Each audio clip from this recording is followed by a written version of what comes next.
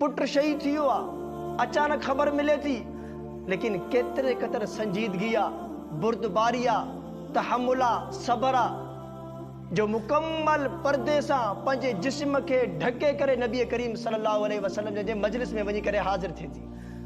हया ईअं सम्झो त हिकु ब्रेक आहे। अगरि इन शोबे ते ईमान जा जेके 70 शोबा आहिनि, इन शोबे ते हया वारे शोबे ते असांजो अमल न रहियो न, पोइ ईअं सम्झो त माना गुनाहनि जो सैलाब ई। ऐं हया उनखे चवंदा आहिनि त जेको बि नामुनासिब कमु हुजे न, इन हया जे वजह जे करे असां उहो कमु न कयूं। यानी इहो जेको हया आहे इहो रुकावट बणिजे, दीवार बणिजे, भित बणिजी वञे। इन हया जे वजह जे करे इन असां अमला बुरे अमल खां रुकजी पऊं, इनखे चवंदा आहिनि हया। हिकिड़ी साहबियाणी हुई त नबी करीम सल्लल्लाहु अलैहि वसल्लम जे ज़माने में ग़ालिबन ग़ज़वे उहद हुयो, ग़ज़वे उहद। त उन साहबियाणी खे इत्तला मिली, ख़बर पई त भई इन ग़ज़वे में तुंहिंजो पुट शहीद थी वियो आहे, इन ग़ज़वे में तुंहिंजो पुट शहीद थी वियो आहे। ऐं घरां निकिती, फौरन नबी करीम सल्लल्लाहु अलैहि वसल्लम जी तरफ़ रवानो थी। छो त उन वक़्तु कंहिं बि साहबीअ खे, साहबियाणी खे का तकलीफ़ पहुचंदी हुई न, त उहो सहाबी ऐं साहबियाणी फौरन नबी करीम सल्लल्लाहु अलैहि वसल्लम जन वटि वञी करे पहुचंदा। त उहा सहाबियाणी घरां निकिती, अहिड़े हाल में निकिती जो उनजो पूरो जिस्म ढकियल, उनखे चादर पातल, सॼे पंहिंजे जिस्म जे सिर्फ़ु उनजी जेका न हिकिड़ी अख ज़ाहिर।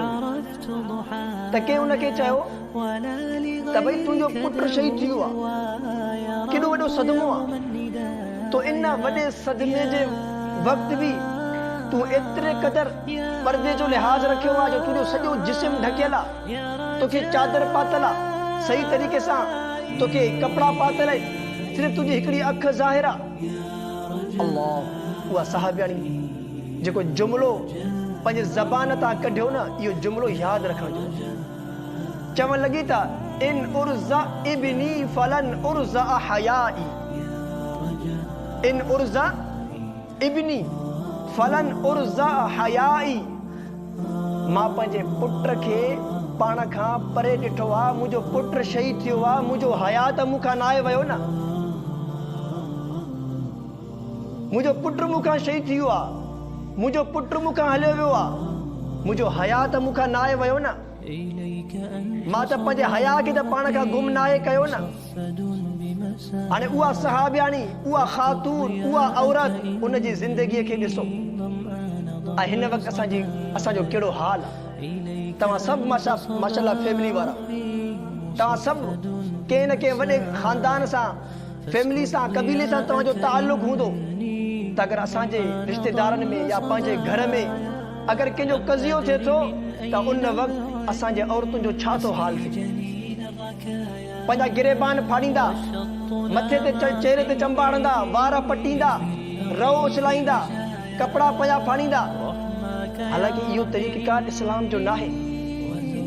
इहो इस्लाम तव्हां असांखे इहो तरीक़ेकार नथो सेखारे। पुट शहीद थी वियो आहे, अचानक ख़बर मिले थी, लेकिन केतिरे क़दुरु संजीदगी आहे, बुर्दबारी आहे, तहमुल आहे, सबर आहे, जो मुकम्मल पर्दे सां पंहिंजे जिस्म खे ढके करे नबी करीम सल्लल्लाहु अलैहि वसल्लम जे मजलिस में वञी करे हाज़िर थी। त इस्लाम जो इहो तरीक़ेकार आहे, जंहिं तरीक़े खे इन ख़ातून, इन औरत अपनायो, त इस्लाम जो इहो तरीक़ेकार आहे।